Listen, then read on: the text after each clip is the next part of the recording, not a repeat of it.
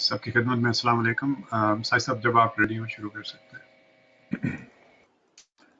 جی بسم اللہ الرحمن الرحیم۔ فراہی سکول کے بارے میں ہم کچھ چیزیں پڑھ رہے تھے، اور اس میں جو قرآن مجید کے بارے میں یہ تصور ہے کہ قرآن مجید قطعی الدلالت ہے، یعنی اس کی ایک ہی معنی ہوتے ہیں، ایک ہی معنی تک قرآن مجید پہنچا دیتا ہے، اس کے الفاظ، اس کے جملوں کی ترتیب ایسی ہے یا نہیں پہنچاتا۔ فکر فراہی اس میں یہ تصور رکھتا ہے کہ قرآن ایک یعنی یونیورسل میننگ تک ہمیں پہنچا دیتا ہے۔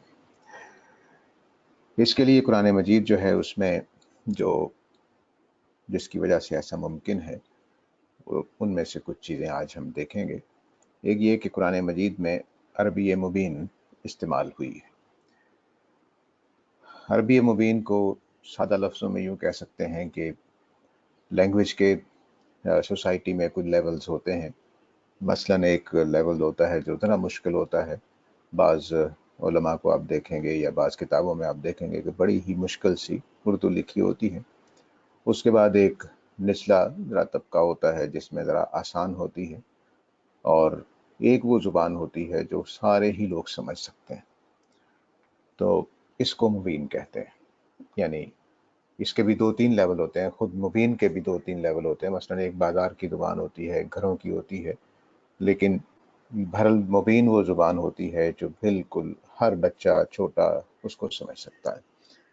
تو قرآن مجید نے یہ کمال کیا ہے کہ جب بھی ہم میں سے کوئی لکھنے بیٹھتا ہے، بڑا ہو یا لکھاری ہو، اور وہ ذرا اپنی علمیت کو ظاہر کرنا چاہے، تو بہرحال اس میں الفاظ ایسے لے آئے گا جو ہو سکتا ہے کہ میرے آپ کے لیے مشکل ہوں، معنی معلوم نہ ہوں۔ لیکن قرآن مجید نے یہ کمال کیا کہ جو پوری معاشرے میں عام سمجھی جانے والی زبان تھی، اس کے اندر کلام کیا ہے۔ اس کا پھر ایک اور بڑا فائدہ یہ ہو جاتا ہے کہ یہ کبھی مرتی نہیں ہے۔ یعنی اردو جو مبین اردو ہے یا مبین عربی ہے یا مبین انگلش ہے یا فارسی ہے، وہ صدیوں تک چلتی رہتی ہے، اس کے اندر تبدیلیاں نہیں آتی۔ لیکن جو مثلاً ادبیت میں فرق پڑ جائے گا، علمی زبان میں فرق پڑ جائے گا، نئی ٹرمز آ جاتی ہیں، نئے مسائل پیدا ہو جاتے ہیں، لیکن عربی مبین وہی رہتی ہے۔ تو اس کا یہ دوسرا فائدہ یہ ہوا کہ قرآن مجید کی جو زبان ہے وہ آج بھی اسی طرح ایک بچہ سمجھتا ہے جس طرح سے پرانے زمانے میں سمجھتا ہوگا۔ تو یہ دو فائدے اس کے۔ تو عربی مبین کا فائدہ، مثلاً میں نے کہا کہ بھئی میں نہیں آؤں گا، تو اب اس میں نہیں آؤں گا کہ جملے کا جو مطلب ہوتا ہے وہ آپ سمجھتے ہیں۔ یعنی اگر میں لڑکے بیٹھا ہوا ہوں، لڑائی ہو گئی ہے اور میں نے کہا کہ میں نہیں آؤں گا، تو یہ پتہ ہے آپ کو میں ناراضی کا اظہار کر رہا ہوں، اور اگر کوئی مصروفیت کا بیان کر رہا تو میں مصروفیت کی طرف اظہار کر رہا ہوں۔ تو یہ جملہ کبھی بھی مشکل نہیں ہوتا، اور اس کے معنی کبھی بھی غیر متعین نہیں ہوتے۔ دوسری بات، قرآن مجید یہ کہتا ہے کہ یہ نبی صلی اللہ علیہ وسلم کی زبان میں ہے۔ جتنی تفسیروں کا فرق لفظوں کے معنی کے اعتبار سے ہوا ہے، ان میں بالعموم آپ دیکھیں گے کہ یہ کہا گیا جی کہ یہ ہمری عربی میں ایسا ہے، اور یہ قریشی عربی میں ایسا ہے، اور یہ فلاں قبیلے کی زبان میں ایسا ہے، جبکہ قرآن مجید یہ نہیں کہہ رہا کہ میں نے ہمری یا میں نے کوئی دوسری کسی زبان میں اتارا ہے، بلکہ میں نے نبی صلی اللہ علیہ وسلم کی زبان میں قرآن مجید کو اتارا ہے، یہ اللہ تعالیٰ نے بتایا ہے۔ اس کا مطلب یہ ہوا کہ ہمارے پاس ایک سٹینڈرڈ لینگویج ہے۔ تو جیسے ہم کہیں کہ بھئی میں نے دلی کی اردو میں بات کی ہے، لکھنؤ کی اردو میں نہیں کی، تو بالکل ایسا ہی بلسان کا کہنے سے یہ بات واضح ہو جاتی ہے کہ یہ قریش کے جس معنی میں قریش الفاظ کو استعمال کرتے ہیں اسی معنی میں اس کو لیا جائے گا۔ تو اس طرح سے یہ بھی ایک متعین بات ہو جاتی ہے۔ اس کو یوں سمجھ لیجئے کہ ہمارے جدید زمانے میں انگلش جو ہے وہ اس کے کئی ورژن ہو گئے، ایک امریکی ہے، ایک برطانوی ہے، اسی طرح ہمارے ہندوستان کی ایک انگریزی ہے۔ تو اب کس انگریزی میں بات کی گئی؟ تو اگر معلوم ہو کہ بھئی آدمی رائٹر جو ہے وہ کبھی امریکی لہجے میں چلا جاتا ہے، کبھی برطانوی میں، کبھی انڈین میں، تو یہ کام خراب ہو جائے گا۔ قرآن کہتا ہے کہ نہیں، میں تو ایک ہی لینگویج کے ورژن جو ہے یا ایک ہی اس کا جو لہجہ ہے اسی کو استعمال کر رہا ہوں. تو اس سے بہت فرق ہو جاتا ہے کہ ہم ادھر ادھر جانے سے بچ جاتے ہیں. مثلاً ایک بڑی مشہور مثال ہے کہ چرچل کے ساتھ برطانوی اتحادیوں کی میٹنگ چل رہی تھی. تو ٹیبل کا محاورہ جو ہے، چرچل نے جب کہا کہ آؤ اس کو ٹیبل پہ لے کے آتے ہیں، تو ٹیبل پہ لانے کا مطلب ایک یہ تھا کہ بات کو پوسٹ پون کر دیا جائے، ایجنڈے میں لکھ کر رکھ دیا جائے، اگلی کسی میٹنگ میں کر لیں گے، اور ایک مطلب یہ تھا کہ ابھی ڈسکشن کی جائے. تو اس طرح سے اس نے جو بات کہی، برطانویوں نے اس کا الٹ مطلب سمجھا. تو پھر باتوں سے واضح ہوا کہ وہ چرچل کی مراد دوسری ہے. تو اس طرح سے جو محاورے ہوتے ہیں وہ بے لسانے کی وجہ سے حل ہو جاتے ہیں کہ ہم نے کس معنی میں اس لفظ کو لینا ہے، کس محاورے کو کس علاقے کی زبان کے حساب سے لینا ہے. تو یہ جن مفسرین نے یہ کوشش کی کہ وہ ہمیری زبان میں چلے گئے، فلاں زبان میں چلے گئے، فلاں زبان میں، تو انہوں نے اصل میں قرآن کی اس بات کی خلاف ورزی کی. تو قرآن کے کئی مفاہیم صرف اسی وجہ سے صحیح طور پر ایک بن جائیں گے کہ وہ کسی دوسری لہجے میں نہیں جانا چاہیے. تو عربی مبین کا فائدہ یہ ہوگا کہ بالکل موٹے موٹے تصورات بالکل واضح ہوتے ہیں اس زبان کے. دوسرا یہ کہ ہم نے ایک ہی لہجے کی بات کرنی ہے، دوسرے لہجے میں بالکل معنی الفاظ کو نہیں لینا. کسی لفظ کے کوئی معنی کچھ ہو سکتے ہیں، وہ لیے جا سکتے ہیں. اب عربی مبین میں دیکھیے یہ جو آیتیں ہیں، والنجم والشجر یسجدان، سورہ رحمان کی آیت ہے. تو اس میں شجر تو ٹھیک ہے، لیکن نجم کو بوٹیوں کے معنی میں لے لیا گیا. بوٹیاں جو جھاڑیاں ہوتی ہیں، تو جھاڑیاں اور شجر جو ہیں وہ سجدہ کرتے ہیں، جبکہ عربی مبین میں نجم کا مطلب ستارہ ہے. ستارے اور جو درخت ہیں وہ سجدہ کرتے ہیں. یہ بالکل واضح ہے. ہم اس کو کبھی بھی نجم کو بمانا بھوٹی یا جھاڑی نہیں لیں گے. اسی طرح فلا ینظرون الی الابل، ابل کا مطلب عربی مبین میں قریشی زبان میں اونٹ ہے. اس کو ہم کبھی بھی بادل کے معنی میں نہیں لے سکتے، جیسا کہ بعض مفسرین نے لیا ہے. تو کیا تم نے نہیں دیکھا کہ ہم نے اونٹ کو کیسے بنایا ہے؟ فصل لربی کا ونہر جو ہے یہ عربی قریش کی زبان میں اور عربی مبین میں اس کا مطلب قربانی کرنا ہے. اور بس یہاں پر ہاتھ باندھنا نہیں ہے کہ گلے کے پاس ہاتھ باندھے جائیں. تو یہ عربی مبین اور بلسانیکا کے پہلو سے. اب یہ مثالیں ہیں جو ہماری تفاسیر میں جس پہ اختلاف کیا گیا ہے. تو اس اختلاف کی وجہ صرف اور صرف یہ ہے کہ ہم نے دوسری زبانوں میں اس کے معنی لے لیے ہیں، یا عربی مبین کے علاوہ کسی دوسرے معنی میں چلے گئے. یعنی بعض اوقات یہ ہوتا ہے کہ لغت میں ایک معنی لکھے، کیونکہ اس معنی میں بھی کسی علاقے میں استعمال ہوتا ہے، تو کسی مفسر نے اس معنی میں لے لیا ہے. دوسری چیز، پہلا جو قطعی دلالت بنانے کے لیے قرآن نے کام کیا ہوا ہے وہ یہ یوسیج ہے، اور اس کو دو میننگ میں اس یوسیج کو استعمال کیا گیا ہے. اس کے بعد ہے جی ٹیکسچوئل ایویڈنسز، یعنی ٹیکسچوئل کانٹیکسٹ جو ہوتا ہے، یعنی آگے پیچھے جتنے بھی جملے آئے ہوئے ہیں وہ خود ایک قطعی دلالت کی طرف ہمیں لے جاتے ہیں. اس کو ہم یہ کہہ سکتے ہیں کہ میں ایک سمجھانے کے لیے بات کر رہا ہوں کہ یہ اگر گیٹ ہو مطلب، اور یہاں پر ایک گارڈ کھڑا ہو، اور گارڈ جو ہے وہ اندر غلط لوگوں کو آنے سے روک رہا ہے، تو جو کانٹیکسٹ ہے اور یہ جو عربی مبین ہے اور جو بے لسانی کا، یہ گارڈ والا کام کرتے ہیں. یعنی کسی معنی کو، غلط معنی کو لفظوں کے اندر نہیں آنے دیتے. تو عربی مبین ہمیں روک دے گی کہ نجم کو بمانا بوٹیاں لیں، ابل کو بمانا بادل لیں، اور ونہر کو مانا یہاں پر ہاتھ باندھنے کا. تو عربی مبین اور بے لسانے کا خود ایک گارڈ کا کام کرتے ہیں کہ وہ ان معنی کو لفظوں میں نہیں آنے دیتے. تو اب جو ٹیکسچوئل ایویڈنسز ہے وہ بھی یہی کام کرتے ہیں، یعنی وہ بھی گارڈ بن جاتے ہیں کہ ہم نے اس لفظ میں یہ معنی نہیں آنے دینے. اس کی میں مثال دیا کرتا ہوں کہ روٹی کا لفظ جو ہے وہ ہماری اردو میں روزی اور کمانے کے معنی بھی استعمال ہو جاتا ہے. تو بھئی روٹی کمانے سے فرصت ملے گی، یعنی روزی کمانے سے. روٹی کھانا یعنی کھانا کھانا، دوسرے معنی آ گئے. روٹی بمانا چپاتی، تیسرے معنی آ گئے. تو اب یہ کئی معنی ہیں اس کے اندر. تو اب عربی مبین اور ہماری زبان فیصلہ کرتی ہے کہ یہ کس کس. تو اب دیکھیے کہ چپاتی جو ہے وہ روٹی ہی کو کہتے ہیں، لیکن چپاتی کے اندر یہ معنی نہیں ہوتے روزی کے، یعنی چپاتی کمانے سے فرصت نہیں ملتی، ہم نہیں بولتے. تو جب لفظ چپاتی آئے گا تو ہم یہ ہمارے نزدیک چپاتی کے لفظ نے گارڈ کا کام کیا کہ اب وہ روزی کے معنی نہیں ہے اس کے اندر، کیونکہ چپاتی ہماری اردو میں بمعنی روزی نہیں بولا جاتا. تو اب یہ روٹی اور چپاتی کے ساتھ ہم آگے چلتے ہیں تو ٹیکسچل ایویڈنس جو ہوتے ہیں وہ اصل میں ورڈز بھی ہوتے ہیں. ہر لفظ جیسے میں نے ابھی بات کی، چپاتی کا لفظ اور روٹی کا لفظ، یہ بھی گارڈ کا کام کرتا ہے کہ ہماری اردو میں کنونشنلی جو معنی مانے جاتے ہیں روٹی میں وہ زیادہ ہیں اور چپاتی میں جو مانے جاتے ہیں وہ تھوڑے ہیں. تو اب چپاتی کا لفظ بول کے ہم رزق کے معنی میں اپنی اردو مبین میں اور ہماری زبان میں نہیں بولا. ہو سکتا ہے کہ مثال کے طور پر گجراتی اردو میں ایسا ہوتا ہو، وہاں ممکن ہے، لیکن جس اردو کو میں جانتا ہوں یا ہم پنجاب کے لوگ جانتے ہیں، دلی کی زبان جو یہاں تک پہنچی اور جو بھی اس کا ہوا، اس میں روٹی بمعنی رزق بولا جاتا ہے، روزی بولا جاتا ہے، کھانا بولا جاتا ہے، لیکن چپاتی ان تینوں معنی میں نہیں آتی، وہ صرف اس گول آٹے کی بنی ہوئی روٹی کے لیے آتی ہے. تو لفظ بھی پہرے داروں کا کام کرتے ہیں، یعنی پہلے دو یہ چیزیں تھیں، عربی مبین اور بلسانک. مفردات یعنی ورڈز جو ہیں وہ بھی یہی کام کرتے ہیں کہ لفظ کتنے استعمال ہوئے ہیں.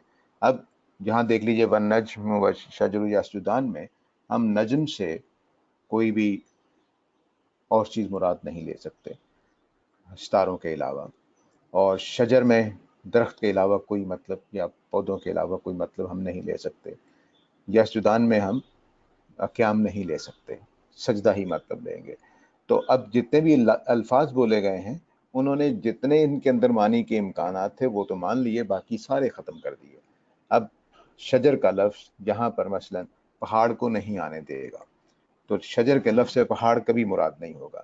تو اس جملے میں آپ یہ نہیں کہہ سکتے کہ پہاڑ بھی سجدہ کرتے ہیں، ان کے لیے الگ سے کوئی آیت دیکھ لیں گے، لیکن اس آیت میں پہاڑوں کا ذکر نہیں ہے، تو شجر کے اندر پہاڑ شامل نہیں ہے. اس کو اتنا زیادہ باریکی سے دیکھا جاتا ہے بعض اوقات کہ ہم نے ایک لفظ بول دیا، تو مثلا نبی صلی اللہ علیہ وسلم نے جب کہا کہ بھئی صلح حدیبیہ میں عورتوں کا ذکر خاص طور سے نہیں کیا گیا، تو عرب بھی مجبور تھے کہ ہاں بالکل زبان یہ چاہتی ہے کہ عورتوں کا ذکر کیا جانا چاہیے تھا، قانونی دستاویز میں لکھا جاتا. تو اس طرح سے جب ہم نے رجال بول دیا ہے تو بس وہ مرد مراد ہوں گے، اور یہ نہیں بولا گیا کہ وضاحت سے کہ عورتیں ہوں یا مرد ہوں، تو انسان میں یہ دونوں کا امکان پایا جاتا ہے. تو لینگویج کے اندر وہ چیز آ جاتی ہے کہ ہم یہ کہتے ہیں کہ یہ نہیں، اس کے اندر یہ معنی نہیں ہے. یہ ورڈز یہی کام کرتے ہیں کہ جب ہم نے لفظ بول دیا، میں نے لفظ بولا پانی، تو بس پانی ہی مراد ہے، اس میں چائے یا اس میں کہہ لیجئے کہ دودھ شامل نہیں ہے. تو پہلا کام الفاظ کا ہے. دوسرا کام جو ٹیکسچل ایویڈنسز کا ہے، یعنی جو کلام کے اندر کے اشارات ہوتے ہیں جو لفظوں کو تبدیل کرتے ہونے سے روکتے ہیں، پہرا لگاتے ہیں، وہ سیاق و سباق ہے. یعنی سیاق و سباق میں ابھی میں نے پانی کی بات کی، تو پانی اگر مہمان کا سیاق و سباق ہے تو یہ کولڈ ڈرنک، سافٹ ڈرنک وغیرہ ہو سکتے ہیں ہمارے پنجاب کی اردو میں یا ہندوستان کی اردو میں. کہ میں نے کہا بھی پانی پئیں گے کہ چائے گرم چلے گا کہ ٹھنڈا چلے گا، تو اس میں ہم نے گرم بول کر چائے مراد لے لی ہے. یہ نہیں کہ ہم گرما گرم بحث کرنا چاہتے ہیں، گرم چلے گا یا ٹھنڈا چلے گا کہ لفظ جو ہیں یہ ورڈز کی حیثیت میں بھی اور سیاق سباق کی حیثیت میں بھی یہ متعین ہو جاتے ہیں کہ گرم چلے گا ٹھنڈا چلے گا، دکم پیل نہیں چلے گی، بس چائے اور ٹھنڈے مشروب کا پوچھ رہا ہوں. تو اس طرح سے سیاق و سباق جو ہے، جو باتیں چل رہی ہوتی ہیں اس کے اندر بھی لفظوں کے معنی محدود ہو جاتے ہیں. تو اب آپ مہمان کے ہوتے ہوئے لفظ پانی کے دو معنی ہو جاتے ہیں کہ بھئی شربت وغیرہ، سافٹ ڈرنک وغیرہ یا سادہ پانی. لیکن مہمان نہ ہو تو پانی کے مطلب پانی ہی رہتا ہے. میں پانی پینے جا رہا ہوں، بیٹے مجھے پانی پلاؤ، تو یہ بالکل پانی ہی رہے گا اس کے اندر. لیکن مہمان آیا ہو اور میں کہوں بیٹے مہمان کو پانی پلاؤ، تو اب اس کے اندر دوسرے معنی ایڈ ہو گئے. تو سیاق و سباق اس طرح سے معنی میں لفظوں کے معنی کو اسی دائرے میں بڑھا دیتا ہے جو عربی مبین میں یا آپ کی زبان میں موجود ہوتے ہیں. ایسا نہیں کہ مہمان آنے کے بعد پانی کے اندر پانی کے معنی ہی ختم ہو گئے. نہیں، پانی ہی کی مختلف فارمز ہے جو رہیں گی. ایسا نہیں ہو سکتا کہ میں نے کہا بیٹا مہمان آئے ہیں پانی پلاؤ اور آپ برفی اٹھا کر لے آئے کہ لو جی یہ پانی ہے. یہ نہیں ہو سکتا. تو پانی کے اندر پانی ہی کے معنی رہیں گے، لیکن جن جن معنی کے لیے، جیسے روٹی کا لفظ رزق کے معنی بولا گیا، اسی طرح مہمان کے ہوتے ہوئے پانی کا لفظ سافٹ ڈرنک کے لیے یا کسی شربت وغیرہ کے لیے بولا جا سکتا ہے. عربی زبان میں ایک اور بڑی خوبی ہے کہ اس کے اندر پروناؤن بہت کردار ادا کرتے ہیں، ہر جگہ کرتے ہیں، لیکن چونکہ عربی زبان میں مذکر اور مؤنث کے لیے الگ الگ پروناؤن آتے ہیں، دو کے لیے الگ آتے ہیں، جمع کے لیے الگ آتے ہیں، عقل والوں کے لیے الگ آتے ہیں، غیر عقلوں کے لیے الگ آتے ہیں.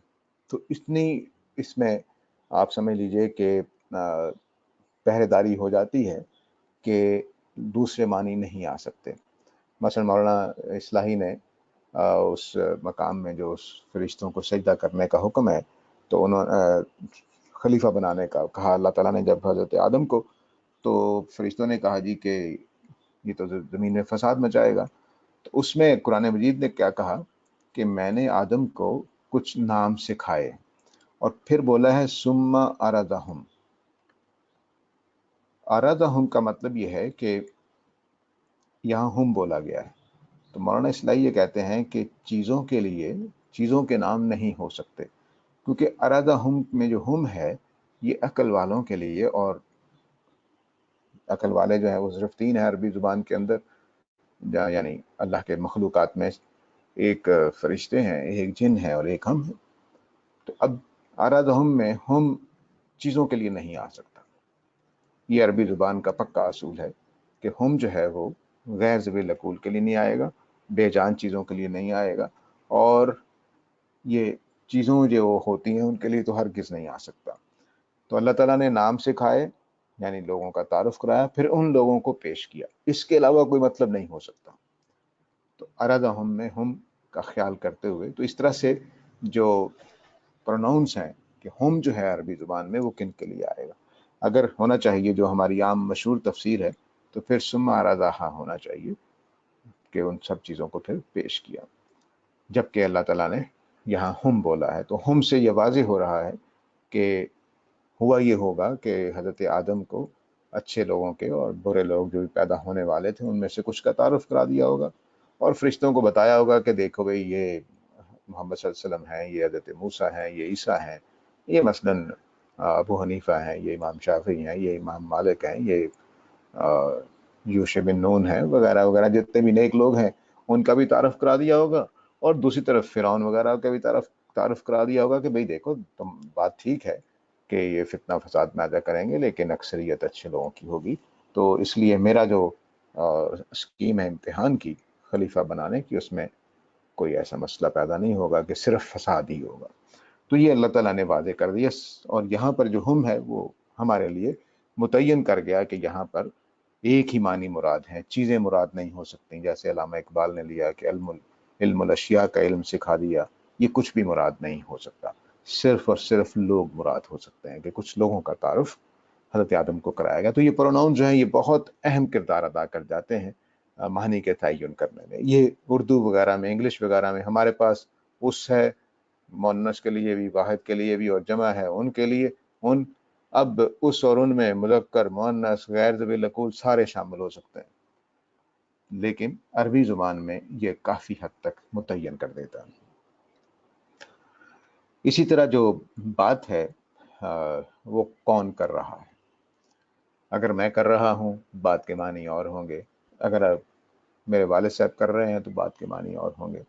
مثلا میں کہوں کہ آپ کو لاہور جانا ہے تو یہ والد صاحب کے لیے درخواست ہوگی، اور والد صاحب کہیں کہ تم کو لاہور جانا ہے تو میرے لیے یہ حکم ہوگا.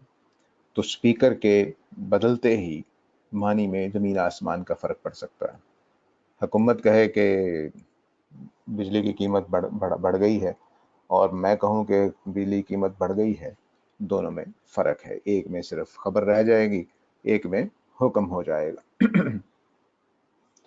پولیس کہے گی میں تمہیں پکڑتا ہوں، معنی اور ہو جائیں گے. ہم جب پکڑائی کھیل رہے ہوتے ہیں تو میرا بھائی کہے میں تمہیں پکڑتا ہوں تو اس کے معنی اور ہو جائیں گے. تو سپیکر جو ہے وہ بھی اہم کردار ادا کرتا ہے.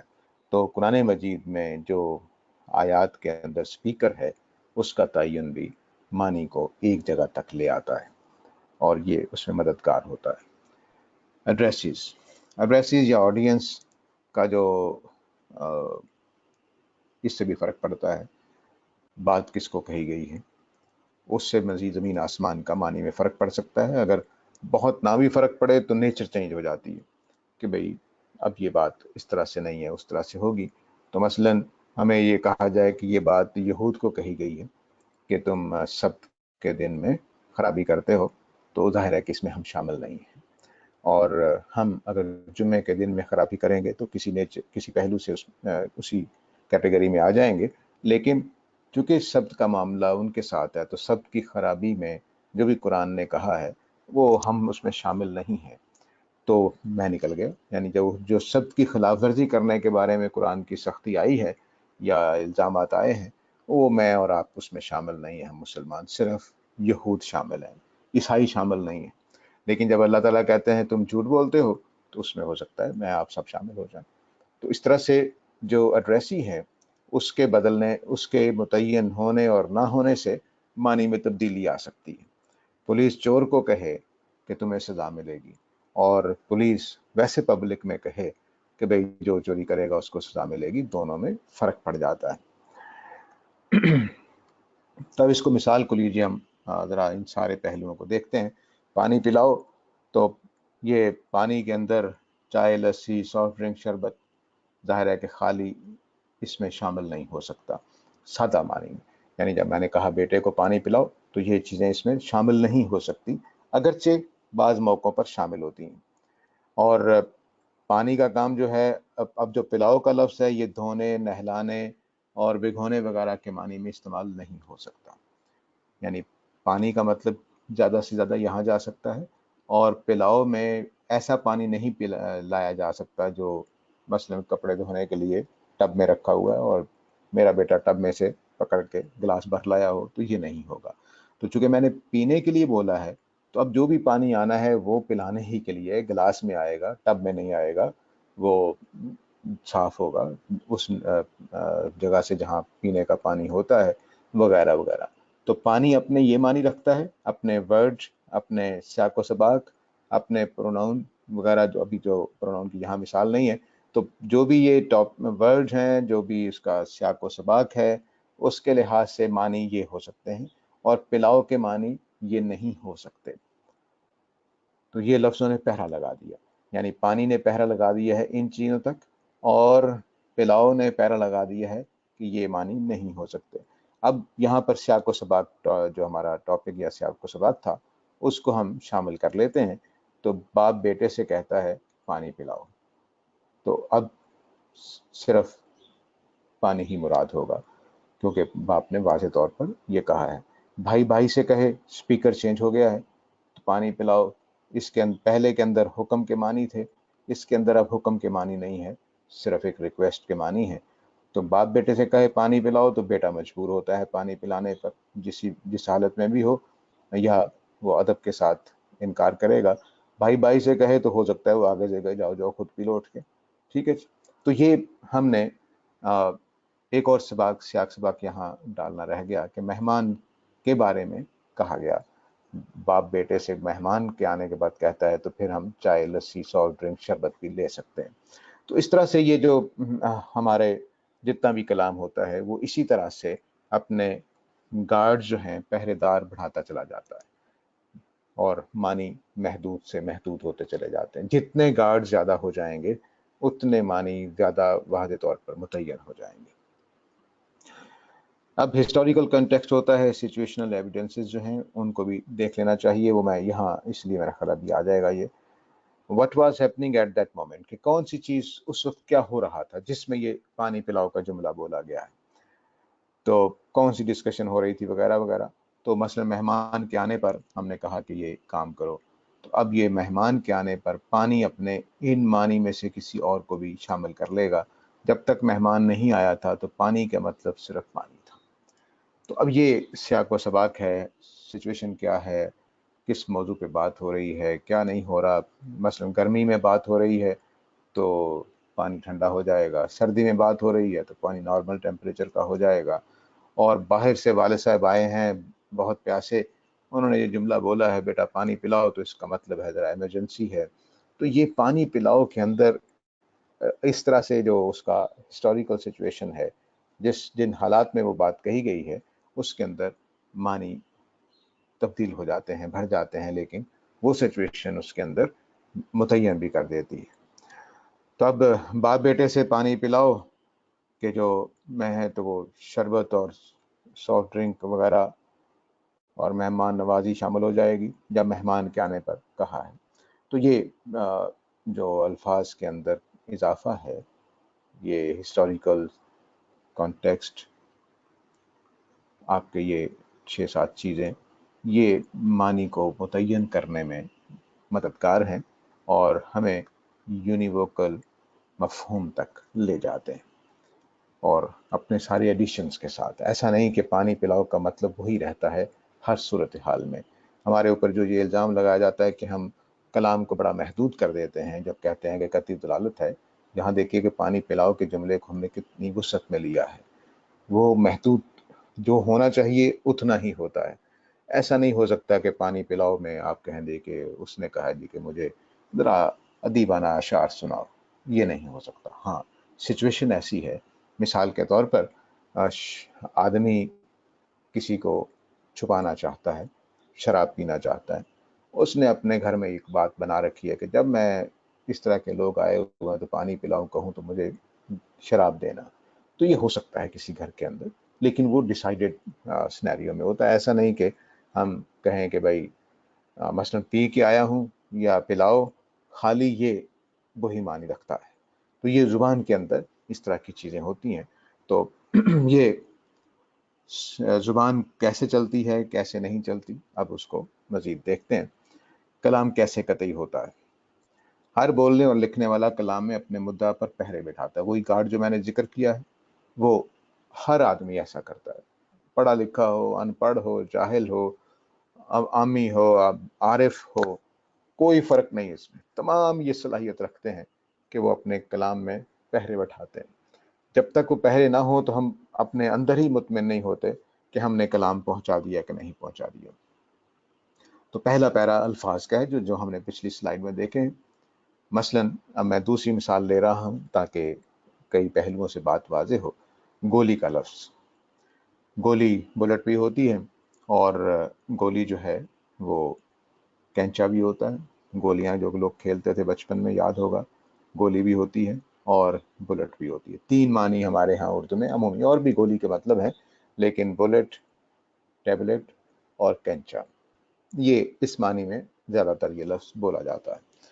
تو اب یہ اس کے 3 معنی ہیں. تو ہم نے جب لفظ بولا گولی، تو ان 3 چیزوں کے علاوہ سب چیزیں نکل گئیں. اب اس میں دودھ، چائے، لسی، پانی، لکڑی یہ شامل نہیں ہو سکتے. صرف یہی 3 لفظ ہیں، 3 مفہوم ہیں جو اب رہ گئے. جیسے میں نے لفظ گولی بولا تو سننے والے کے ذہن میں یہ 3 چیزیں نمایاں ہو جائیں گی کہ ساجد بلٹ کے معنی بول رہا ہے، گولی کے معنی میں دوائی کے معنی بول رہا ہے، یا کینچے کے معنی بول رہا ہے. کینچا کم معروف ہو گیا گولی کے اندر کیونکہ یہ کھیل آہستہ آہستہ ختم ہو گیا ہے، لیکن بہرحال کتابوں کے اندر جب لکھا ہوا ہے تو اس میں یہ مطلب ہو سکتا ہے. تو بلٹ، ٹیبلٹ، کینچا، بس جیسے ہی میں نے لفظ سے گولی بولا باقی ساری چیزیں نکل گئیں، 3 رہ گئیں. تو لفظ نے کیا کیا؟ پہرا لگا دیا. پہلا کیا پہرا لگایا کہ اب صرف 3 مفہوم اندر آ سکتے ہیں.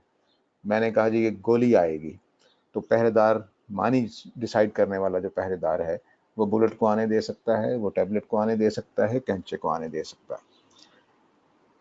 تو جب یہ لفظ اکیلا بولا گیا تو تینوں معنی یکساں، یعنی کوئی فرق نہیں ہے، تینوں معنی پوری اہمیت کے ساتھ یہاں موجود ہیں.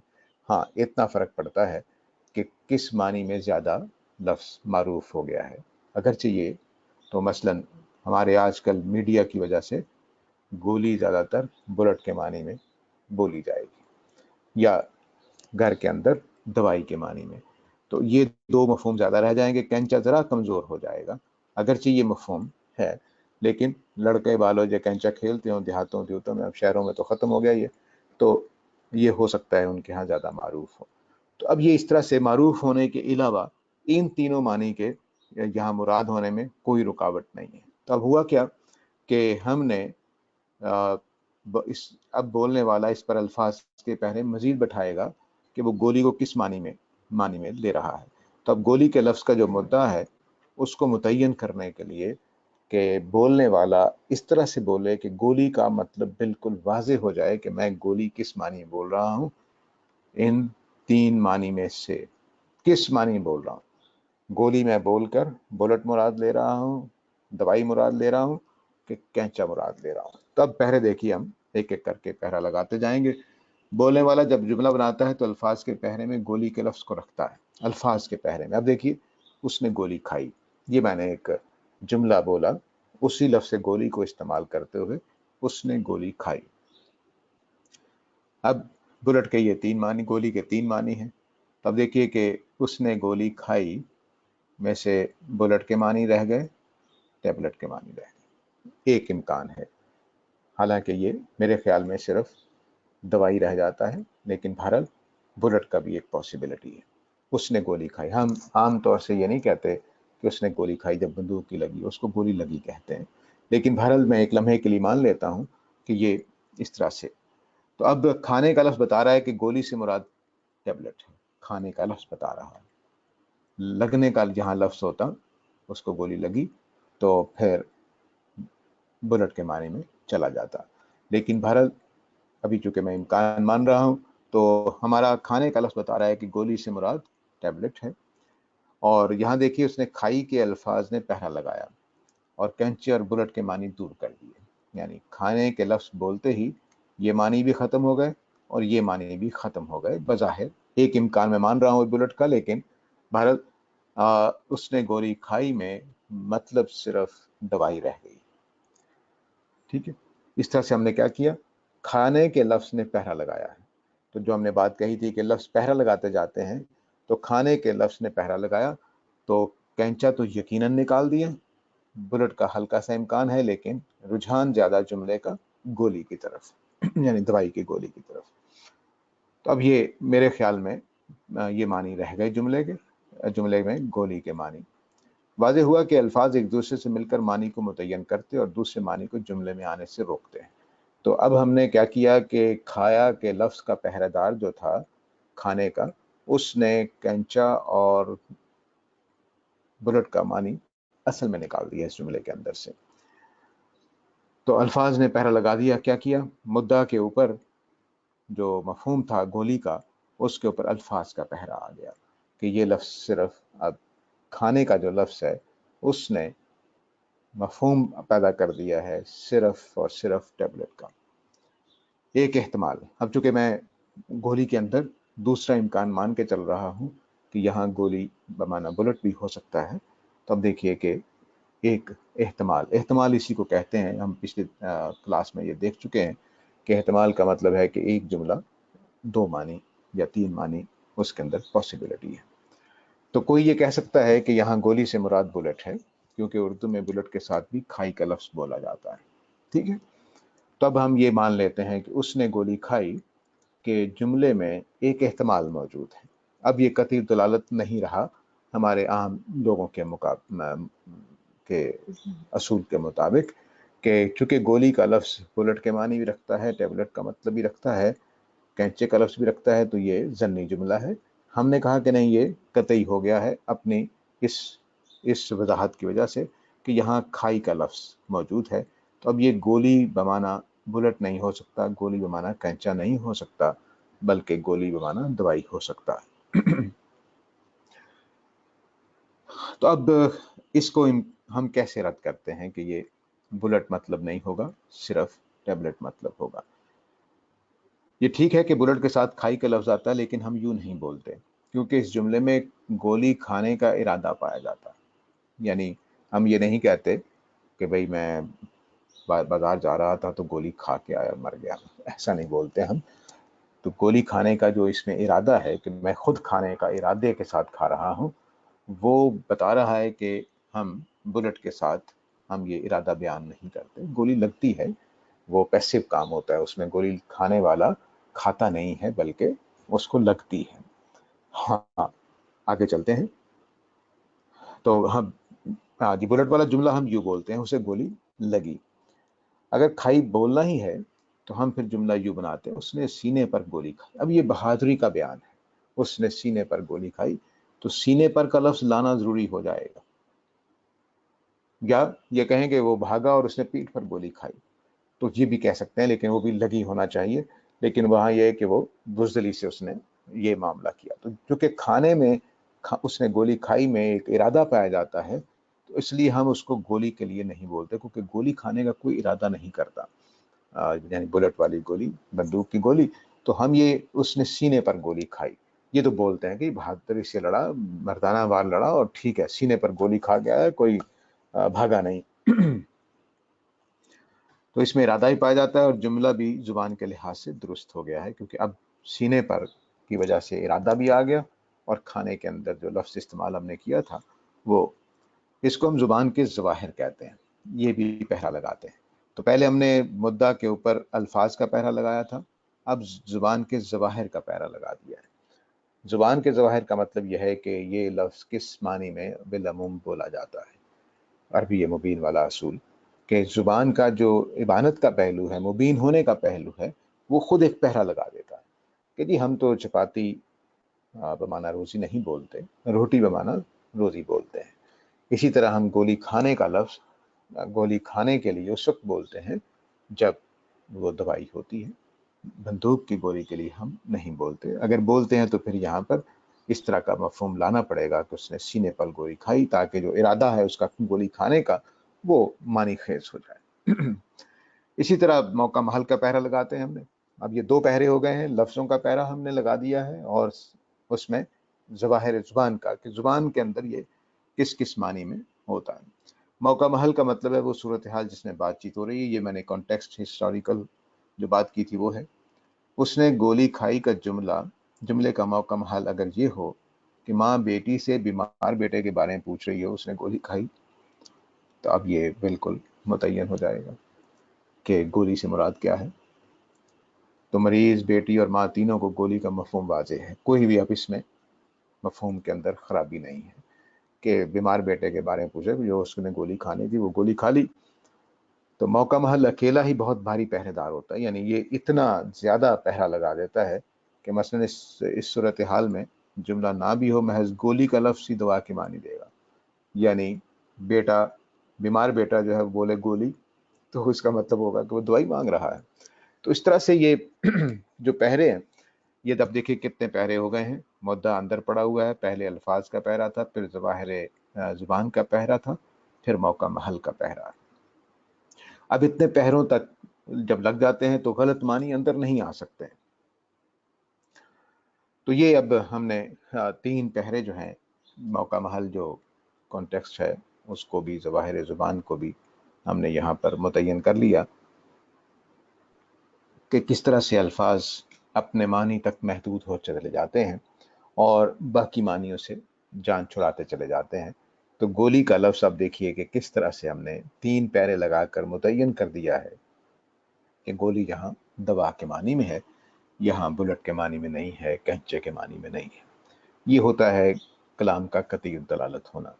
हर जुमला हम ऐसे ही बोलते हैं, मौका महल से फ़ायदा उठाते हैं, जैसा बीमार बेटे के बारे में माँ बेटी को कह रही है, तो इसका फ़ायदा उठाते हुए हम जुमला मुख्सर बोलते हैं मौका महल का। मौका महल जो बात चल रही होती है, कॉन्टेक्स्ट टेक्सचुअल भी हो सकता है, हिस्टोरिकल भी हो सकता है, इसका फ़ायदा उठाते हुए हम जुमला मुख्सर बोलते हैं। जुमला मुख्सर बोलते हैं तो उसमें कुछ अल्फाज रखते हैं, वो अल्फाज खुद पहरेदारी का काम करते हैं, और उनके साथ जो ज़ुबान का आम इस्तेमाल है, मुबीन होना उसका, वो हमें मदद करता है कि ये लफ्ज़ किस मानी में बोला जाता है, किस मानी में नहीं बोला जाता।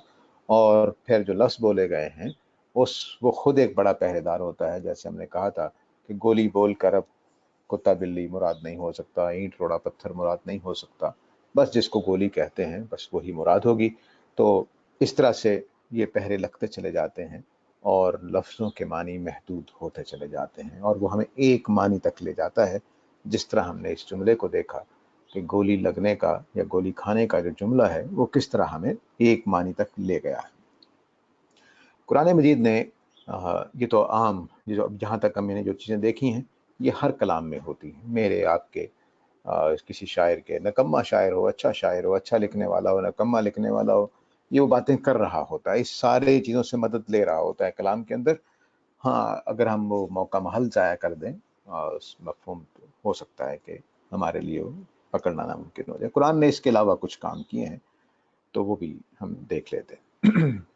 तो तमाम बलागी कलाम दलालत में कतई होते हैं, यानी जो बातें दूसरों को पहुंचाने के लिए जो कलाम किया जाता है, उनका एक ही मुद्दा होता है। ऐसा नहीं होता कि हम कहें कि जो बात पहुंचाना चाह रहा था, बस उसने बेटे से कहा कि बेटा पानी पिलाओ, तो वो नहाना भी चाह रहा है, इसी पानी से पीना भी चाह रहा है, पानी भी नहीं कह रहा, वो चाय कहना चाह रहा है, नहीं नहीं पानी बोलकर वो उसमें लस्सी मुराद दे रहा है।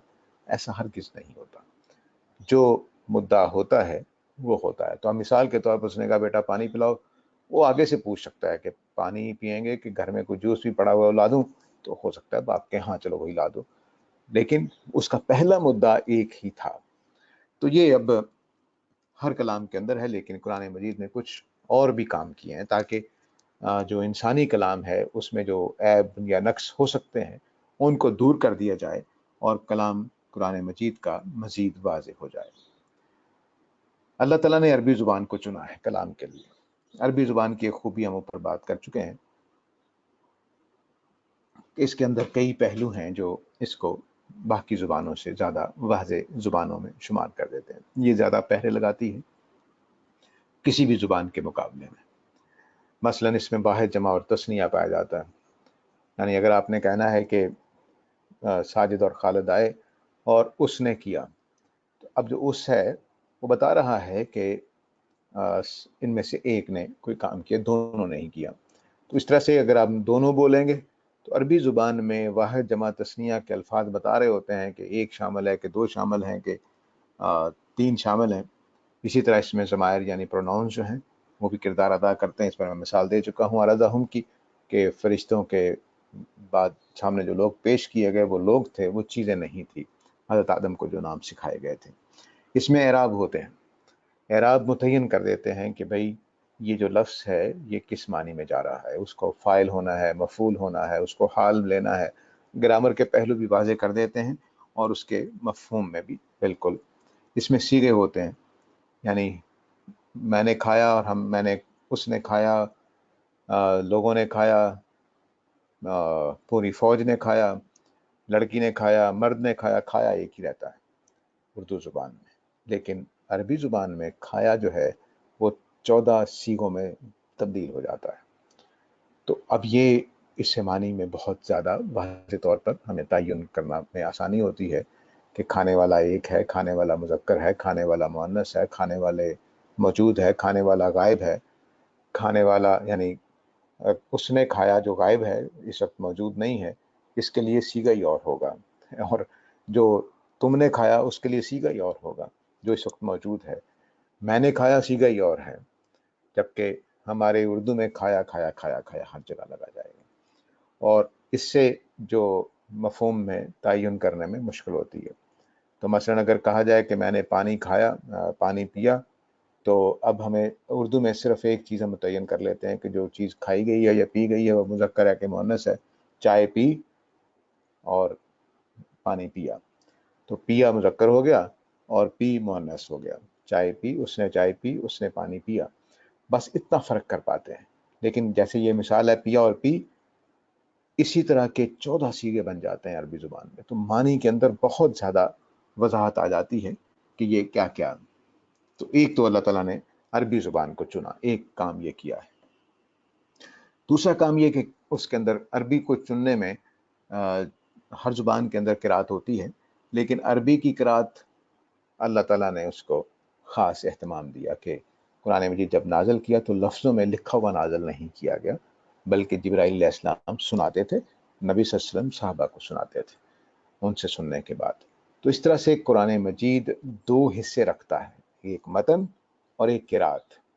तो हमने जो पिछली दफ़ा देखा था कि एक हूँ मुस्लिम हरम की पासबानी के लिए, अगर हम इकबाल की ज़ुबान से सुन लेते कि वो एक हूँ बोल रहे हैं कि एक हूँ बोल रहे हैं, तो हमें वाज़ेह हो जाएगा कि वो अपने बारे में कुछ कह रहे हैं कि मैं अकेला हूँ, एक हूँ मुस्लिम हरम की पासबानी के लिए, या वो कह रहे हैं कि सारे लोग इकट्ठे हो जाएं, एक हूँ मुस्लिम हरम की पासबानी के लिए, तो बिल्कुल वाज़ेह हो जाएगा कि इकबाल के यहाँ क्या है।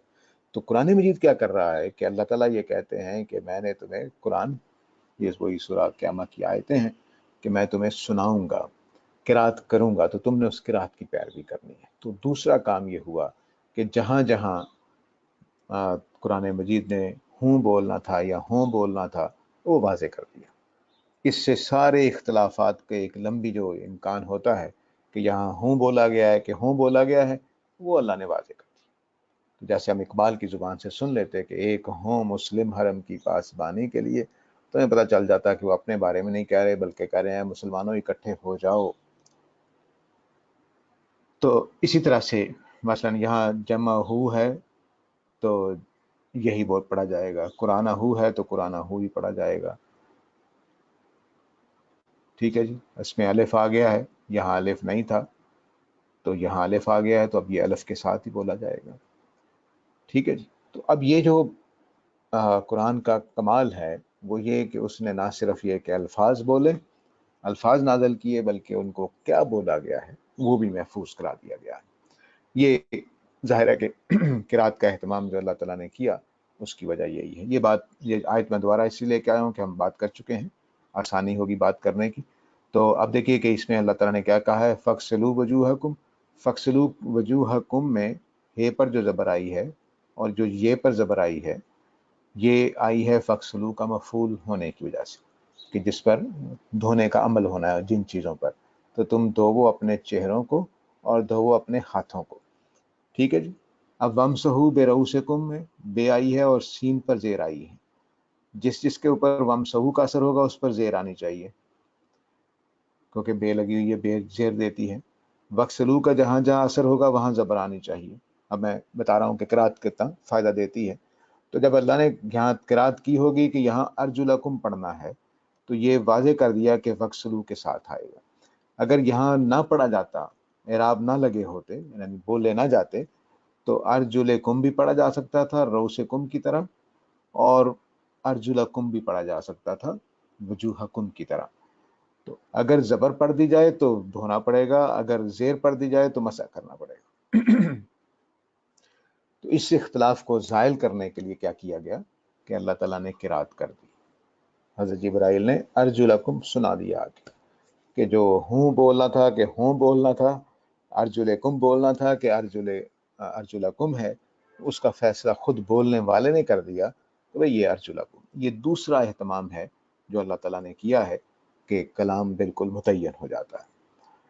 तीसरा जो सामान अल्लाह ताला ने किया है वो अरबी मुबीन है, जिसको हम पहले बात कर चुके हैं, इसलिए इसको मैं मुख्तसर तौर पर बात करके आगे चलता हूँ कि ज़ुबान वो इख्तियार की गई है जो बिल्कुल दो टोक, वाज़ेह, मारूफ, कोई उसमें पहलू नहीं होता, इसलिए इसको बयान किया गया है कि इसमें कोई कजी नहीं है। यहाँ तो अरबी मुबीन के अल्फाज बोले गए हैं इस आयत में शुअरा की।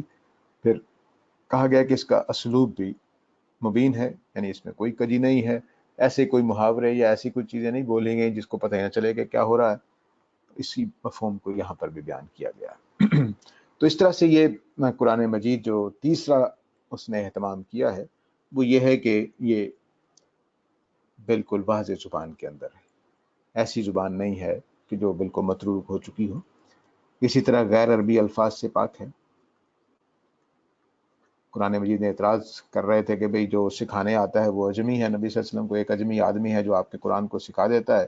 तो कुरान ने कहा कि ये तो कुरान तो अरबी ज़ुबान में है, और आदमी जिसका तुम कह रहे हो वो अजमी है, वो लिसान अरबी बोल ही नहीं सकता, अरबी मुबीन नहीं बोल सकता। कोई अजमी भी, जैसे हम वहाँ पैदा होकर पल बढ़ जाएं तो हम इंग्लिश मुबीन बोलेंगे, लेकिन पाकिस्तान में रहते हुए हम इंग्लिश मुबीन नहीं सीख सकते। तो ऐसा ही अजमियों के बारे में होगा कि आदमी जो सिखाने वाला है, अगर कुरान मजीद को वो अजमी हो तो ऐसी मुबीन अरबी बोल नहीं सकता। तो कुरान ने उसको कहा कि वो गैर अरबी तसव्वुरात से पाक है। तो इन आयत में अल्लाह ताला ने यही बताया है कि ये अजमी ज़ुबान, इसके अंदर अजमी ज़ुबान का असर तक मौजूद नहीं है। तो अरबी ज़ुबान अजमी नहीं है कुरान मजीद की, उसके अंदर कोई अजमी ज़ुबान के असरात नहीं है, वो अरबी मुबीन है। यक म्यारी ज़ुबान, यक म्यारी ज़ुबान का मतलब वही जो मैंने बताया पहले कि हम इंग्लिश कौन सी है वर्जन हमारे पास, عربی والا امریکن یا برٹش. اسی طرح اس کا بتا دیا گیا کہ یہ نبی صلی اللہ علیہ وسلم کی بلسانے کا آپ کی زبان کے اندر، محمد صلی اللہ علیہ وسلم کی زبان کے اندر یہ قرآن اترا ہے. یہ بات ہو گئی، اس لیے میں مختصر طور پر بات کر کے آگے بڑھ رہا ہوں. اسی طرح قرآن مجید نے سیاق و سباق کو بالکل متعین کر دیا. سیاق و سباق کو متعین کرنے کا مطلب یہ ہے کہ اللہ تعالیٰ نے ہسٹوریکل سیاق و سباق اور اس دونوں کو اکٹھا کر دیا. میں معافی چاہتا ہوں، میں گھڑی دیکھ رہا تھا، میرے خیال میں گھڑی 10 منٹ اوپر چلے گئے. معافی چاہتا ہوں، میں سوالات کے لیے حاضر ہوں. یہ 10 منٹ مزید ایڈ کر سکتے ہیں ہم سوالات کے لیے. اور شکریہ یہاں پر روک صاحب. لیتے ہیں. بہت شکریہ. پہلا سوال محمد معتصم صاحب کا. آپ کا مائک اوپن ہے، فرمائیے. السلام علیکم ساجد صاحب. جی ساجد وعلیکم السلام. صاحب، میرا بنیادی سوال اس بارے میں تھا، جس طریقے سے عموماً آج کے دور میں 20th سینچری میں جو لوگ مطلب اہل قرآن گروہ سے تعلق رکھتے ہیں، وہ لوگ جب قرآن کا ترجمہ کرتے ہیں تو بیسکلی وہ لوگ یہ کرتے ہیں کہ کسی بھی لفظ کا روٹ ورڈز لے لیتے ہیں، اور روٹ ورڈز میں کیونکہ بہت سے اس سے معنی نکل سکتے ہیں، تو پھر وہ اس لفظ کے معنی پھر اپنے حساب سے روٹ ورڈز کے بیس پہ کرنے لگتے ہیں. تو اس پرنسپل میں فرق نظر آتا ہے، اور جس پرنسپل سے آپ بات کر رہے ہیں کہ مطلب ہر لفظ کا ایک کچھ متعین معنی ہوتے ہیں جو عام زبان میں استعمال ہوتے ہیں، اس میں کوئی کجی نہیں ہوتی. تو ان اصول کی بنیاد پہ پہلی چیز کیسے ہم فرق کرتے ہیں. دوسری چیز یہ کہ جب ہم عربی لغت اٹھاتے ہیں، کوئی ٹریڈیشنل لغت اٹھاتے ہیں، تو اس میں بھی جب وہ لوگ کسی لفظ کو بیان کر رہے ہوتے ہیں تو اس میں بھی لفظ کے بیان کرنے سے پہلے یہ بیان کرتے ہیں کہ یہ روٹ ورڈ اس کا یہ ہے اور اس میں اتنے معنی پائے جاتے ہیں. تو ہم وہاں پہ مطلب ٹریڈیشنل زبان جب پڑھتے ہیں تو لغت کو اٹھا کے ہم یہ کیسے متعین کرتے ہیں کہ جتنے معنی میں ایک لفظ بیان ہوا ہے اس میں سے جیسے ایک واضح اور عام زبان میں استعمال ہونے والا لفظ کون سا ہے. جیسے اسلام ہے، سین لام میم سے ہے، لیکن اکثر کئی لوگ اس کے معنی جو ہے شانتی کے بھی لیتے ہیں اور بہت سے معنی لکھے ہیں، لیکن میں نے سنا ہے کہ اسلام کے معنی جو ہیں وہ عربی مبین میں جو ہے وہ سبمٹ کر دینے کے ہیں. تو یہ کیسے ہم مطلب سورسز سے کیسے پرنسپل میں اور لغت میں کیسے متعین کرتے ہیں؟ جی، زبان جب ہم پرنسپل میں دیکھتے ہیں تو اس کے مستعمل معنی، یعنی اس کا جو یوزیج ہے وہی فیصلہ کن ہوتا ہے، اس کے روٹس فیصلہ کن نہیں ہوتے. پہلا تو اصول یہی ہے، زبان میں ایسا ہی ہوتا ہے. اس کی ہم اردو میں مثالیں لے سکتے ہیں، انگلش میں مثالیں لے سکتے ہیں. مثلاً ٹیلی ویژن، روٹ کے اندر کیا مطلب ہے؟ دور سے دیکھنا. ٹیلی کا مطلب ہے دور، ویژن کا مطلب دیکھنا. ٹیلی گرام، دور سے کوئی بات پہنچانا، یا ٹیلی فون، دور سے بات سننا. تو کیا ہم یہ کہیں گے، میں نے جب آپ سے کہا کہ ٹیلی فون سن کے آؤں تو اس کا مطلب بڑی دور سے کوئی آواز سن کے آئے؟ نہیں، ٹیلی فون کا مطلب یہ ہے کہ ہمارے گھر میں جو ڈیوائس ہے ایک، اس کے مستعمل معنی اب یہی ہیں. ٹیلی ویژن کا بھی مطلب وہی ایک ڈیوائس ہے جس کو ہم گھروں میں رکھا ہوتا ہے، جس میں خبریں دیکھتے ہیں، میچز دیکھتے ہیں. تو اب ہم جو لفظ بول رہے ہیں وہ مستعمل معنی میں اور ہے، روٹ کے معنی میں اس کے معنی اور ہوتے ہیں. اسی طرح اردو میں دیکھیے کہ شوربہ بہت اچھا لفظ ہے. میں کہوں میں شوربے سے روٹی کھا کے آیا ہوں، تو شور کا مطلب نمک ہے، باہ کا مطلب پانی ہے. تو آپ روٹ معنی نکالیں کہ ساجد بہت ہی غریب آدمی ہے، گھر میں کھانے کو کچھ نہیں تھا اس کے، تو اس نے پانی میں نمک ڈال کے روٹی کھائی ہے. حالانکہ ہو سکتا ہے کہ میں نے بہت قیمتی قسم کا شوربہ والا سالن کھایا ہو. تو یہ لفظوں کے روٹ میں جانے کا مطلب ہوتا ہے کہ آپ غلط معنی طے کر رہے ہیں. تو اصولی طور پر ہم فکر فراہی والے پرویز صاحب کے فکر کے بارے میں یہی کہتے ہیں کہ انہوں نے اصولی طور پر یہ غلطی کی ہے کہ لینگویج اپنے مبین معنی میں استعمال ہوتی ہے. خود قرآن نے اسی بات کو بیان کیا ہے، اپنے روٹ معنی میں استعمال نہیں ہوتی. اب رہ گیا یہ کہ لغت کیا کرتی ہے. لغت کا کام یہ ہے، چونکہ عربوں کے ہاں 2 طرح کی لغات لکھی گئیں. ایک یہ کہ آپ مادے سے یعنی روٹ سے اسے پہنچ جائیں، جیسے آپ نے اسلام اور سالمہ کی بات کی، تو ہم جب اسلام کے معنی دیکھنے جائیں گے تو سین لام میم میں دیکھنے جائیں گے. دوسری لغات انہوں نے وہ لکھی جو شاعروں کے لیے لکھی جاتی تھی، جو ردیف قافیہ کے لحاظ سے لکھی جاتی تھی. جیسے لسان العرب ہے کہ اس میں آخری جو لفظ ہے وہ دیکھا جاتا ہے کہ اس میں میم آخر پہ آ رہا ہے کہ کچھ اور آ رہا ہے، تو وہ میم والے الفاظ اکٹھے کر دیں گے. جو آخری جس میں سالمہ ہے تو وہ میم میں کتاب میں جا کر دیکھیں گے، نہ کہ سین میں. کابورا میں را میں جا کر دیکھیں گے، نہ کہ کاف میں. تو اس طرح سے 2 طرح کی لغتیں لکھی گئیں. اس سے لوگوں کو خیال ہوا کہ شاید عربی زبان میں روٹس کا جو اہمیت ہے وہ بہت زیادہ ہے، ایسا نہیں ہے. روٹ کی اہمیت اس لیے ضرور ہے کہ ہم نے گرامر اس طرح سے سیکھی ہے. اگر آپ کسی عرب کے پاس چلے جائیں تو اس سے پوچھیں کہ سالمہ کا روٹ کیا ہوتا ہے تو وہ شاید آپ کو نہ بتا سکیں. تو ایسا ہی ہو سکتا ہے کسی انگریز سے آپ پوچھیں کہ ٹیلی ویژن میں کون سے 2 الفاظ استعمال ہوئے ہیں تو ہو سکتا ہے اس کو نہ پتا ہو. تو یہ جو چیز ہے یہ ہمیشہ زبان میں ایک فطری اصول کے طور پر مانی جاتی ہے کہ ہم جب لفظ بولیں گے تو اپنے مستعمل معنی ہی میں بولیں گے. پانی ہو سکتا ہے کہ اپنے پرانے زمانے میں 2 لفظوں کا مجموعہ ہو، پا کا اور نی کا، لیکن ہمیں نہیں معلوم، ہم تو پانی ایک ہی لفظ کے طور پر جانتے ہیں. تو اسی طرح سے اب جو پانی کا مطلب لیا جا رہا ہے بس وہی لیا جائے گا، اس کے روٹ میں ہم نہیں جائیں گے.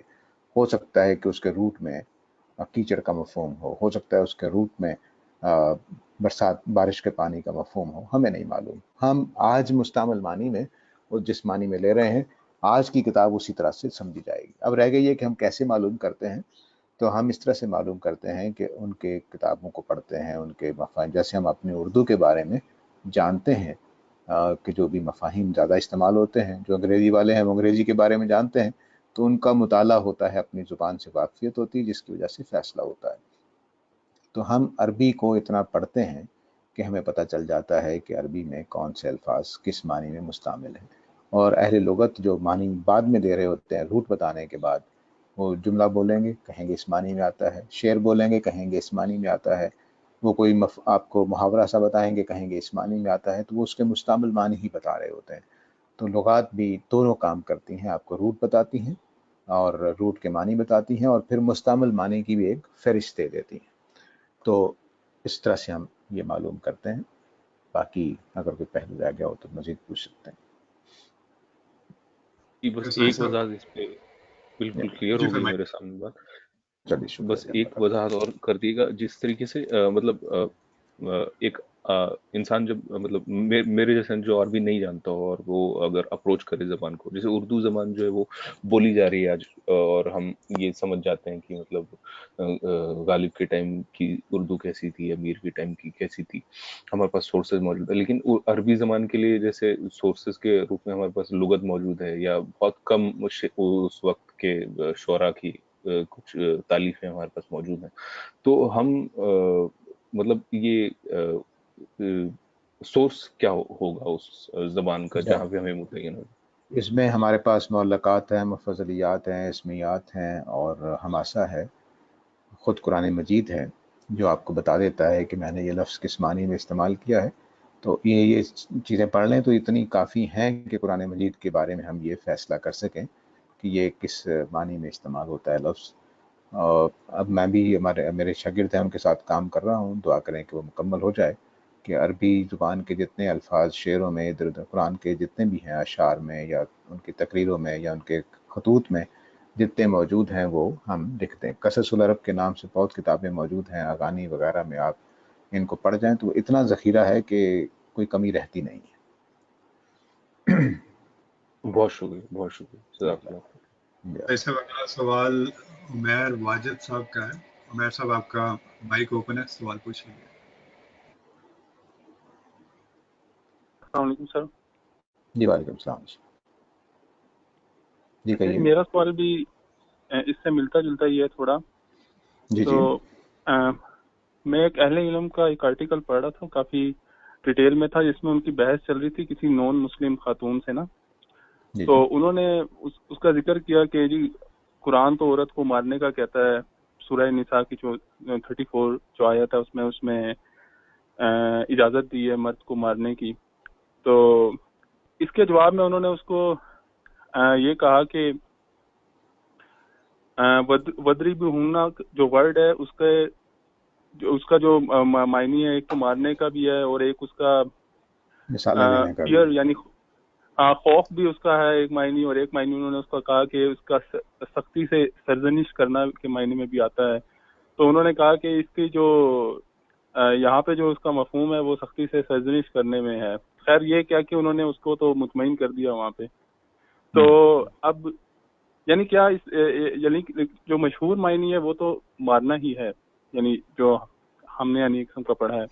تو اس طرح جو وہ کنورسیشن کر کے آپ یعنی دوسرے کو لاجواب کر دیتے ہیں وقتی طور پہ، تو کیا یہ صحیح ہے؟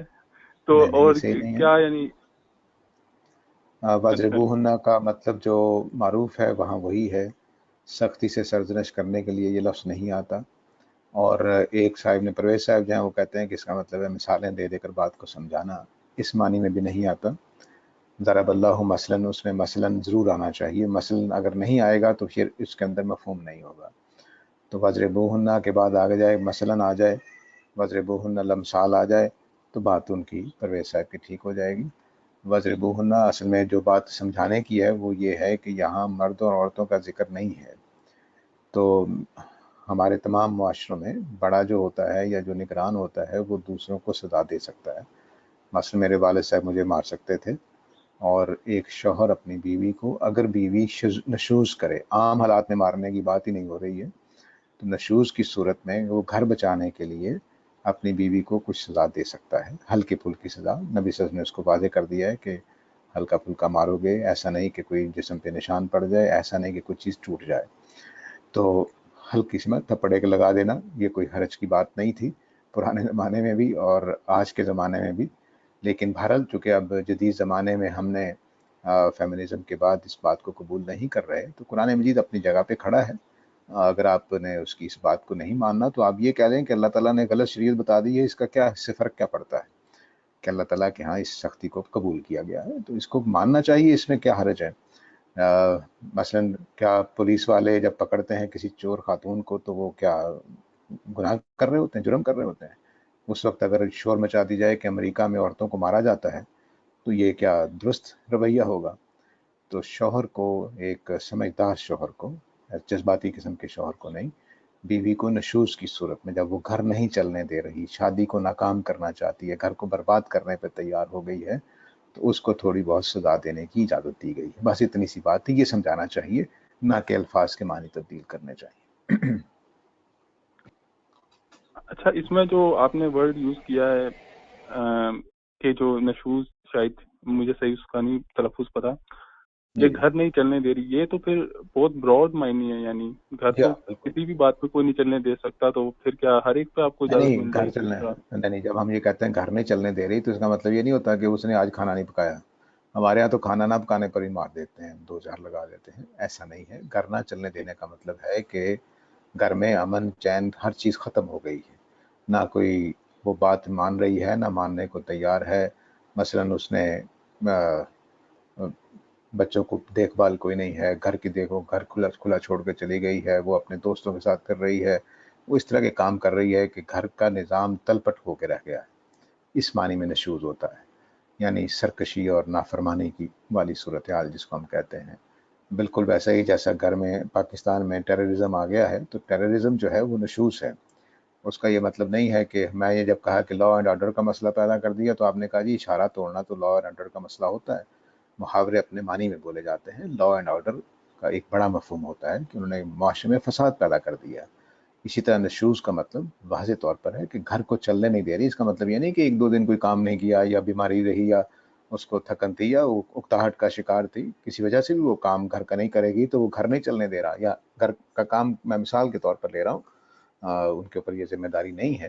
لیکن مثلا گھر کو سنبھالنے کا، گھر کے اندر گھر گرہستی کرنے کا، ایک دو دن اگر خرابی ہوئی ہے تو یہ کوئی مسئلہ نہیں ہے۔ مہینہ بھی ایک آدمی بیمار رہ کے سارے گھر کو نہیں چلنے دے رہا، لیکن ایک ہے کہ اس نے کوئی بیوی والا کردار ادا کرنے سے ہی انکار کر دیا، تب جا کر یہ مسئلہ پیدا ہوتا ہے۔ تو ایک آدمی ٹیررسٹ ہو جائے اور ایک آدمی اشارہ توڑ رہا ہے، ان دونوں میں فرق ہے۔ جو اشارہ توڑنے والا ہے اس کو 200 روپے صرف جرمانہ ہوگا، لیکن جو ٹیررسٹ ہے اس کو ہم الٹا لٹکا دیں گے۔ تو نشوز الٹا لٹکانے والی سزا ہے، لیکن وہ صرف اتنی اللہ تعالیٰ نے دی ہے کہ اگر یہ الٹا لٹکانے والا کام کرتی ہے تم ایک دو چار تھپڑ لگا کر اس کو درست کر سکتے ہو، بس اس سے زیادہ کچھ نہیں۔ اور اسی طرح نشوز شوہر کا جو ہے اس کے لیے جب جا کر، یعنی شوہر بھی نشوز کر سکتا ہے کہ وہ بھی گھر نہیں چلنے دے رہا، تو اس کو قرآن مجید نے کہا ہے کہ پھر سوسائٹی اس میں مداخلت کرے گی، بہت کیونکہ شکریہ بیوی اگر مارے گی تو وہ جی۔ کچھ علماء یہ کہتے ہیں کہ یہ صرف ایک صورت میں دی جا سکتی ہے اجازت، جب اگر وہ چیٹنگ سر کی طرف جا رہی ہے خاتون۔ قطع کلامی معاف، 2 سوال اور ہیں مجھے وہ بھی لینے ہیں. اس کلاس سے متعلق سوال ہو تو ضرور کر لیں, پر میں آپ کو دعوت دوں گا, آپ اسلام اسٹڈی سرکل کی کلاس میں وہاں سارے جنرل سوال لیتے ہیں سارے صاحب, اگر آپ اس میں آ جائیں تو انشاءاللہ پھر کوئی مسئلہ نہیں ہوگا. معذرت آپ کی بات کا. یہ اچھی بات ہے, یہ موضوع سے ہٹ گئے بات, بہت اچھی بات ہے. بہت شکریہ, بہت شکریہ سائی صاحب. 2 سوال بس اور لے لیں گے انشاءاللہ. زاہد بشیر صاحب کا سوال ہے اور اس کے بعد طلت وحید صاحبہ کا سوال ہے. زاہد صاحب آپ کا. جی السلام علیکم. وعلیکم السلام. سائی صاحب میرا کوشچن ایکچولی ہے تو آج کے ٹاپک کے علاوہ, تو اگر آپ فرمائیں تو میں پوچھ لوں, ورنہ سیکنڈ وہ سوال کر دیجیے, پتہ چل جائے گا, نہیں تو پھر اگلی دفعہ زیادہ بہتر ہے, کیونکہ یہ ظاہر ہے کہ جب باقیوں کے لیے یہی اصول ہے تو آپ کے لیے بھی یہی ہوگا. تو اگر سوال ملتا جلتا ہے تو ٹھیک ہے, ورنہ اگلی دفعہ کر لیں. ہفتے کو تو زیادہ بہتر ہے. انشاءاللہ اس ہفتے کو کلاس ہوگی انشاءاللہ. ٹھیک ہے, پھر ہفتے کو کر لیں گے, کیونکہ آئی نو کہ یہ آج کے ٹاپک. آپ کا انڈرسٹینڈ کرنے کا بہت شکریہ. اسلام اسٹڈی سرکل کی جو کلاس ہے, کیونکہ وہ جنرل کلاس ہے, تو اس میں کوئی لمٹ نہیں ہے کس ٹاپک پہ سوال ہو. بہت شکریہ. Thank you sir. جی طلت وحید صاحبہ, آپ کا مائک اوپن ہے, انمیوٹ کر لیجئے, سوال پوچھ لیجئے.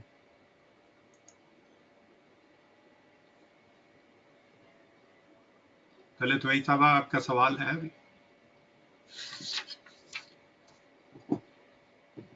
سائی صاحب یہی سوال تھے. آئی نو آپ بہت تھکے ہوئے ہیں. سائی صاحب نے 5 گھنٹے پہلے آسٹریلیا سے آئے ہیں اور ہماری کلاس لے لی ہے, یہ دوسرے معنوں میں. بہت شکریہ. آپ لوگوں نے میری کلاس لی ہے, لیکن بہرحال آپ آرام فرمائیے, انشاءاللہ پھر ملاقات. طلت صاحبہ آپ کا سوال ہے, آپ کا مائک اوپن ہے, بتائیے. جی نہیں, میرا یہ تھا کہ آپ نے اس وقت کہا نا کہ یہ اجازت ہے, تو یہ حکم ہے یا اجازت ہے؟ یعنی اگر وہ چاہے تو نہیں بھی مار سکتا, یعنی کہ گھر بالکل آپ نے صحیح. جی سدھارنے کی بات ہو رہی ہے نا, تو مارنا چاہیے اس کو, اسٹریٹن آؤٹ ہو جائے تاکہ وہ معاملہ. جی جی جی ہاں بالکل. صرف مارنے کا میں اس کی کلیئرنس چاہ رہی تھی. یعنی صرف اجازت ہے, مشورہ ہے اللہ تعالیٰ کا, نہ کہ حکم ہے کہ جب بھی تشویش ہو تو اس کو مارو. قرآن مجید نے اس کی جو سٹیجز بتائی ہیں وہ 3 ہیں, تو جو کہ وہ مفہوم بحث دوسری طرف ہی چلی جائے گی, تو انشاءاللہ پھر سیٹرڈے کو اس پہ بات کرتے ہیں. تو میں ایسا کرتا ہوں کہ اس پر الگ سے 5-10 منٹ زیادہ دے دوں گا آپ کے سوالات سے پہلے ہی. تو یہ انشاءاللہ پھر ہفتے کو آپ آتی ہیں میرا خیال اس میں. جی میں آئی ڈو. اچھا ٹھیک ہے جی, بہت شکریہ. اگر نہ کروں تو مجھے یاد کرا دیجیے.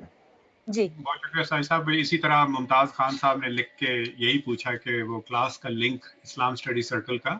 تو ممتاز صاحب اگر آپ ہمارے فرائی اسکول کی واٹس ایپ گروپ میں ہیں تو وہاں میں پوسٹ کر دوں گا, اگر وہاں نہیں ہیں تو info@almoridus.org پہ آپ اپنا جیسے ایک بلینک ای میل لکھتے ہیں, میں آپ کو اس کے ریٹرن میں لنک بھیج دوں گا. بہت شکریہ سائی صاحب, آرام فرمائیے, پھر انشاءاللہ ملاقات ہوگی. السلام علیکم. بڑی عنایت ہے جناب, بہت مہربانی. سب کو خدا حافظ. اللہ تعالیٰ خیر سے رکھے سب کو.